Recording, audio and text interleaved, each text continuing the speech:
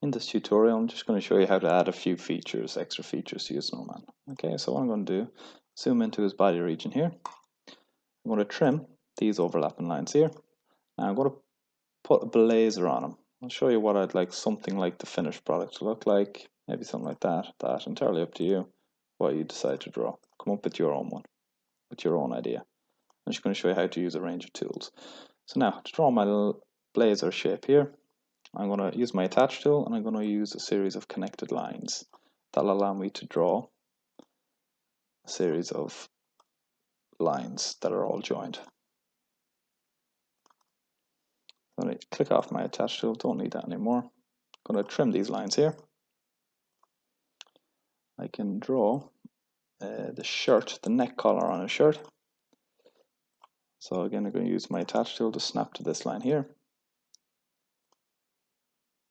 Draw there. I'm going to turn that off. I'm going to use my line tool again. Series of connected lines to draw as tie. Might actually zoom out so I can see more of this region here. So this is a tie here.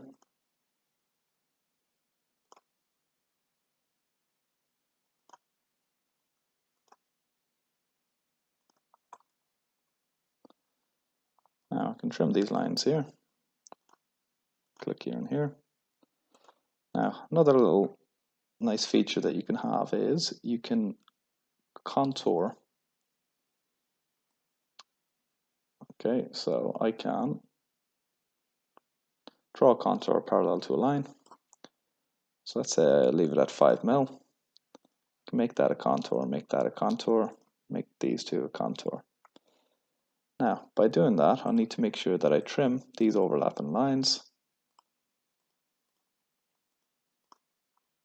And make sure, see how that line there doesn't quite cross the line, so I'm going to have to make sure of that.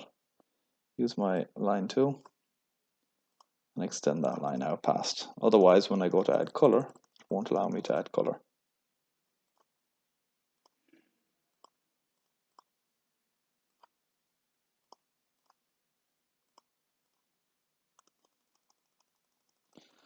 Zoom out. Now, I'm going to draw lines on his tie. It doesn't have to be a male snowman, it could be a female snowman. It's entirely up to you again. I can trim these lines here. Now I'm going to show you one little neat trick on applying color to the snowman. So let's say, trim that line there and trim that line there. Now I'm going to purposely leave a tiny little line here just to show you that it will affect my drawing when I go to add color. So let's say if I click on I want to color in this region here and this region here. So click on bound fill. Now you've got colors here, but you've also got different types of fill. You could use graduated and you can add color onto these. You can edit this as you wish. You can add color. So let's say if I added red, click OK. I can move my red down here. You can add another color and so on and so forth. But for my one, I'm just going to use load fill. Click on load fill. You've got texture, hatch, pattern, etc. So if I go load fill, you can choose a range of different items here. Okay, so let's say if I go for this wiggle one here for his blazer, kind of look like a very odd tweed. Any islands? No. Now it's not allowing me to add color on here because it says not a closed boundary. Now you can clearly see that it highlights in pink where the issue is, close to where the issue is, which is that here.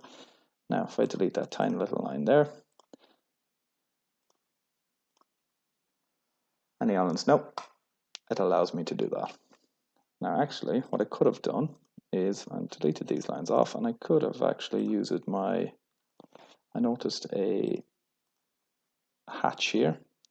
Now you can change the width. So let's say if you put that at 80,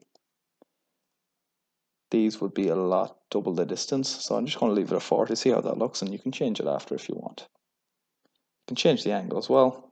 So they're at 45 degrees, you can put them at 60, you could put them at 90 or 180, entirely up to you. Click OK, click OK. Any ons? No.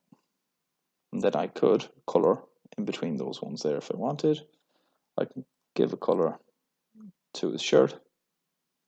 I'll need to change this to solid. And let's say if he's wearing a pinkish colored shirt.